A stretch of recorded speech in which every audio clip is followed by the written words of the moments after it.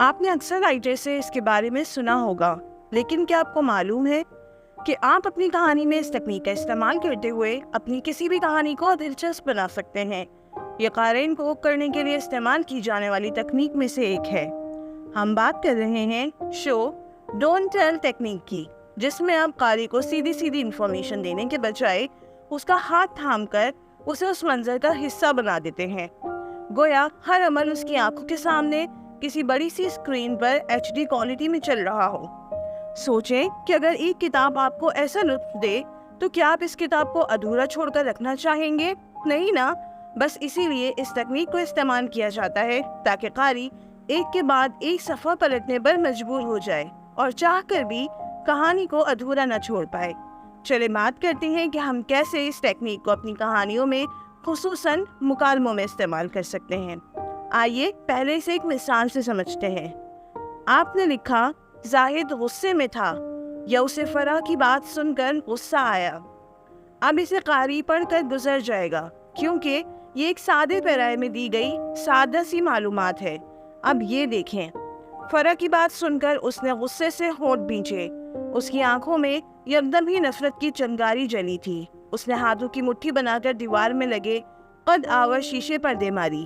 شیشے کا کانچ ٹوٹ کر اس کے ہاتھ کو زخمی کر گیا۔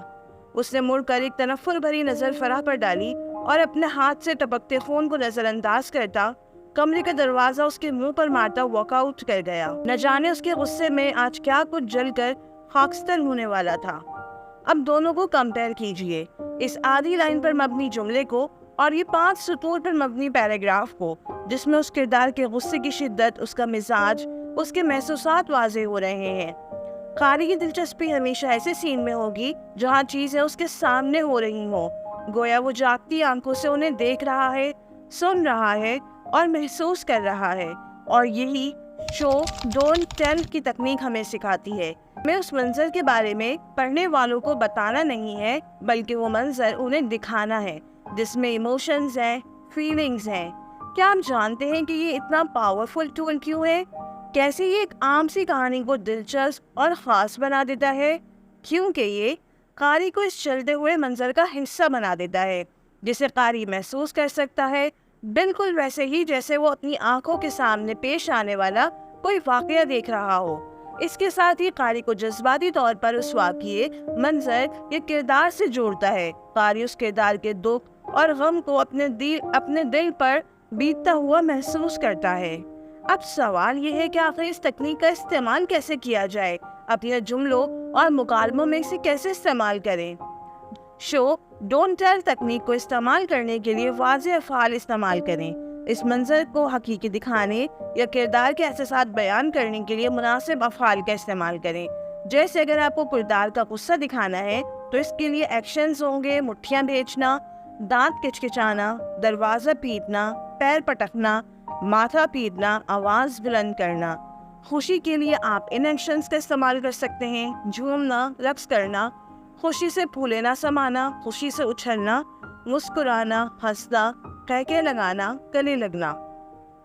خوف دکھانے کے لیے آپ یہ افعال استعمال کر سکتے ہیں: تیز سانس لینا، آنکھیں جھپکنا، لکنت یعنی اٹک اٹک کر بولنا، سہارا تلاش کرنا، کانپنا، آنکھیں پھاڑنا، مٹھیاں کھول بند کرنا۔ اسی طرح اگر آپ کردار کو حیران یا حیرت زدہ دکھانا چاہتے ہیں تو ان افعال کا استعمال کریں: ابرو اٹھانا، منہ کھولنا، ہانپنا، چیزیں گرانا، سر کو نفی میں دائیں بائیں ہلانا۔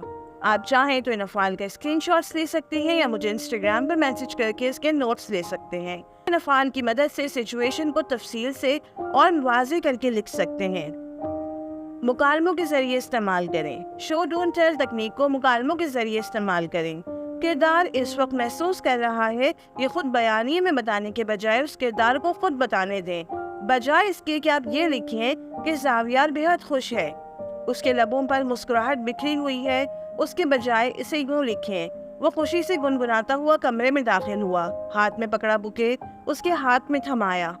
تم جانتی ہو آج میں بہت خوش ہوں، اتنا خوش آج سے پہلے میں کبھی نہیں ہوا۔ میں نہیں جانتا کہ میں اپنے احساسات کو لفظوں میں کیسے بیان کروں۔